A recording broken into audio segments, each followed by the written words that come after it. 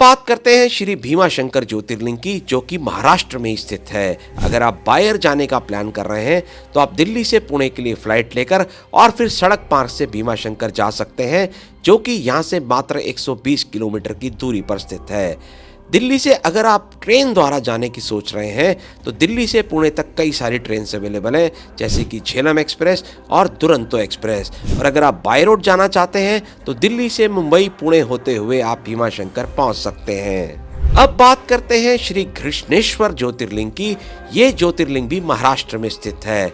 यहाँ पर अगर आप बाय एयर जाना चाहते हैं तो दिल्ली से औरंगाबाद के लिए आप फ्लाइट ले सकते हैं और फिर सड़क मार्ग से घृष्णेश्वर जा सकते हैं, जो कि यहाँ से मात्र 30 किलोमीटर की दूरी पर है। और अगर आप ट्रेन से जाना चाहते हैं तो दिल्ली से औरंगाबाद तक आप ट्रेन लेकर और फिर सड़क मार्ग से घृष्णेश्वर ज्योतिर्लिंग पहुंच सकते हैं। दिल्ली से जाने वाली सबसे फेमस ट्रेन है नांदेड़ एक्सप्रेस। और अगर आप बाय रोड जाने की सोच रहे हैं तो आप दिल्ली, भोपाल, औरंगाबाद होते हुए घृष्णेश्वर पहुंच सकते हैं।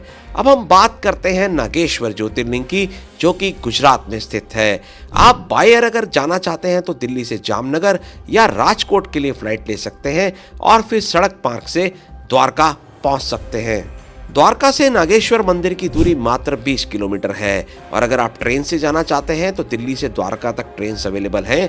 और अगर आप सड़क मार्ग से जाना चाहते हैं तो दिल्ली, जयपुर, अहमदाबाद होते हुए आप द्वारका पहुंच सकते हैं। नागेश्वर ज्योतिर्लिंग को करने का एक फायदा आपको सीधे सीधे ये मिलता है कि आपको 4 धामों में से एक श्री द्वारकाधीश जी के भी दर्शन हो जाते हैं। और अगर आप थोड़ा सा और प्रयास करते हैं तो आप यहाँ से सोमनाथ के दर्शनों के लिए भी जा सकते हैं, जो कि यहाँ से ज़्यादा दूर नहीं है और बाय रोड आप आसानी से पहुँच सकते हैं।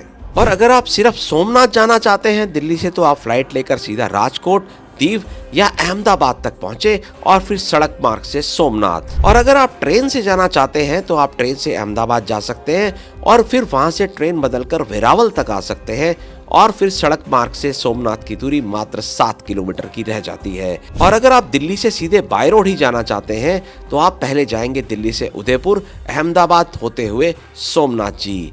अब आपको लेकर चलते हैं श्री रामेश्वरम धाम, जो कि तमिलनाडु में स्थित है। यहाँ पर बाय एयर जाने के लिए आप दिल्ली से मदुरई तक की फ्लाइट ले सकते हैं और फिर सड़क मार्ग से रामेश्वरम पहुँच सकते हैं, जो कि यहाँ से मात्र 170 किलोमीटर दूर है।